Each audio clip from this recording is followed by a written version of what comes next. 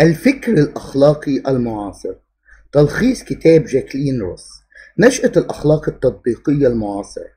سمة مفارقة غاية في الغرابة نعيشها ونحياها، فمع فقدان اليقين وإفلاس المعنى والأنانية والعدمية وسقوط الأنساق الكبرى ورفض مبدأ الهوية الذي ينص بأن الشيء هو نفسه، فالتغيير عنوان الوجود، بعبارة أخرى تجليات ما بعد الحداثة. مع كل ذلك كله تظهر نزعة تدعو لتأسيس مذاهب أخلاقية جديدة، بل وتعتبر أن مهمة الفلسفة الرسمية في القرن ال21 هي وضع فكر أخلاقي جديد. يا لها من مفارقة ويا لها من مهمة صعبة ملقاة على عاتق الفلاسفة. على أي شيء نؤسس أخلاق وقد سقطت كل القيم والمعايير؟ هل دائما يشغل الفلاسفة أنفسهم بالتنظير للأخلاق في العصور التي تختفي فيها الأخلاق كما حدث في المجتمع اليوناني؟ لا أرى ذلك، ولكن المشكلة ببساطة أننا أمام تحديات حضارية جديدة وفريدة من نوعها، لابد من أن نتعامل معها بحكمة حتى نستطيع الاستمرار والبقاء. فنحن أمام عدة ثورات: ثورة الاتصالات وثورة المعلومات التي تتوحد في ثورة واحدة تسمى ثورة الإنفوميديا أو الثورة الصناعية الثانية، وتنتظر اتحاد ثورة البايوتكنولوجي معها في خلال ال50 سنة القادمين، حيث يتم الالتحام بين الإنسان الكربوني والكمبيوتر السيليكوني ليتغير مفهوم الإنسان، ليصبح ذلك المزيج الخيالي في مواجهة هجوم البيئة وثوراتها. فماذا نحن فاعلون؟ الإجابة تتمثل فيما يعرف بالمدونات الأخلاقية أو البرامج السلوكية الشخصية. بهذه الطريقة نستطيع تشكيل فلسفة تطبيقية بحتة دون التعرض للمعنى أو القيمة أو اليقين، فنرى تلك المصطلحات تغزو الأسواق الفلسفية بل وتمتد إلى شتى مناحي الحياة الثقافية: أخلاقيات الحياة والطب، البايوإيتيكا، أخلاق العمل والتجارة، أخلاق الميديا الإعلام، أخلاق اللذة، أخلاقيات البيئة. كل هذه الأخلاق تسمى بالأخلاق التطبيقية المعاصرة. والسؤال المطروح الآن: على أي مبادئ تستند تلك الأخلاقيات؟ أي ما هي الأخلاق النظرية للأخلاق التطبيقية المعاصرة؟ الأسس النظرية للأخلاق التطبيقية المعاصرة. سمة كتاب رائع جاكلين روس تستعرض فيه هذه المذاهب النظرية لتأسيس الأخلاق التطبيقية، ويمكن تلخيص هذه المذاهب في 6 مذاهب كبرى تتبع 3 أساليب. الأسلوب الأول: إحياء قيم قديمة كانت قد زالت وانتهت. 1. مذهب الرغبة والسعادة. يعتبر ديلوز المتحدث الرسمي باسم هذا المذهب، والوكالة العربية لهذا المذهب هو مزراحي، ويعتمد هذا المذهب على إحياء واستلهام أفكار الفيلسوف الراحل اسبينوزا، ويعتمد على مبدأين: الجهد والنشاط، فالجهد والنشاط هم منبع الراحة والسعادة. ليه تعقيب صغير على كلمة السعادة، وهي أنه لا يوجد شيء اسمه سعادة في علم النفس أو الفلسفة، بل هو مجرد شعور بالفرح، وتتم ترجمة الكلمة خطأ على أنها السعادة. فقد تكلم اسبينوزا عن النقص الذي يولد السعي الدائم نحو الكمال، وهذا أساس شعورنا بالفرح، هو أن نسعى إلى الكمال. فالجهد المبذول في هذا الصدد يسبب شعورا بالفرح، ولهذا فإن الألم يحقق سعادة في آن واحد.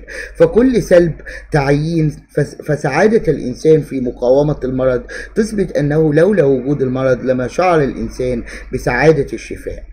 2. مذهب التعالي الديني عند ليفيناس، وهو فيلسوف يهودي معاصر يرى إحياء تعاليم التلمود تشكل مذهب أخلاقي معاصر، ويعتمد على قراءة ظاهراتية للأداء الإنساني، فوجه المجني عليه عندما ينظر إليه الجاني يرى فيه الله فلا ينفذ جريمته. ولقد ركز ليفيناس في بحوثه على فيمينولوجيا أي ظاهرية، الظاهرة كما نعيها الوجه الإنساني. وهذا المذهب ليس إلا إحياء لأخلاق نفسية تتأسس على الدين.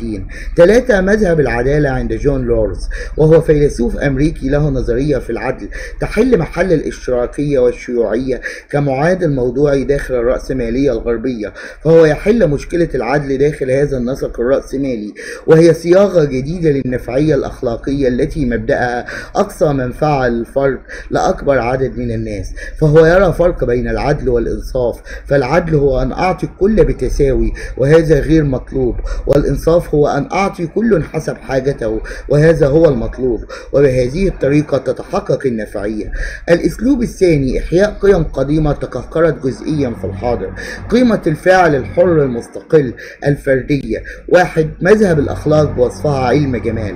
يظهر هذا المذهب عند الفيلسوف الفرنسي الكبير الذي زلزل أركان الفلسفة وغير أسلوبها، ميشيل فوكو، فهو يرى أن الإنسان أمامه مساحة من الحرية ليصور حياته على أنها عمل فني جميل، فليبتغي الإنسان من وراء سلوكه التمتع بجماليات الحياة حلوها ومرها. فما الحياة إلا عمل فني حر؟ ولعل هذا الفيلسوف قد ركز معظم دراسته على الجنس والجنون لا لشيء إلا لأنها موضوعات غريبة تتحقق معها جماليات السلوك الإنساني. فهو يتحدث عن العصر اليوناني كعصر ذهبي للإنسان، وكيف كان يتمتع اليوناني بحياته بكل حرية، وهو يرى أن هذه الحرية قد عادت مرة أخرى، وما أشبه الليلة بالبارحة. جميلة هي الحياة، إلا أن ميشيل فوكو غرق في النزعة الفردية المتطرفة والحرية التي تصل لحد الفوضى، ولكننا نستطيع أن نقول أنه عبر عن روح عصره، فها هي ما بعد الحداثة في أوجها. ففوكو قد جعل الفلسفة جماهيرية، بل أن بعض الأساتذة يقولون أن ما فعله ميشيل فوكو في الفلسفة يشبه ما فعله مايكل جاكسون في الغناء، لكنه لا يجيب على التحديات العالمية الكبرى، بل يعاملها باللامبالاة الجمالية. لكن الأخلاق بوصفها علم جمال سيكون أعظم مدخل لفلسفة في أخلاقيات البيئة. الأسلوب الثالث إيجاد قيم جديدة. 1. مذهب الحوار وأخلاقيات العلم. قال أوتو أبل يريد أن يكون الحوار بين الجميع علمي، بمعنى أنه يحمل معقوليته في نفسه بعيدا عن التعصب والتطرف والقهر السلطوي. فليس الموضوع من أكون، رئيس أم أستاذ أيا كان، لكن الموضوع ماذا أقول، هل هو معقول أم غير معقول. إنه ينظم أخلاق للحوار العلمي والتواصل الإنساني الفعال، ويبشر بمجتمع المعرفة حيث يصبح كل الناس علماء قادرين على تفعيل المعلومة في الواقع العملي، قادرين على تحويل المعلومة إلى معرفة. 2. مذهب الأخلاق التواصلية عند هابرماس. هابرماس ما زال متمسكا كما قلنا بالتنوير ومن ثم بالعقلانية، لكنه يرى أن الفكر العقلاني القديم الذي سبب أزمة الحداثة كان تعبيرا عن العقل الآلاتي الذي هو مجرد أداة لتحقيق النجاح. لكن المشكلة هو أن هناك عقل تواصلي يسعى للفهم والتواصل مع الآخر، فإذا كانت اللغة هي أداة الفهم فيجب إيجاد لغة عالمية مشتركة. ترجع أهمية الأخلاق التواصلية عند هابرماس إلى أنها دعوة لتفهم الآخر وللحوار البناء لتحقيق التنوير.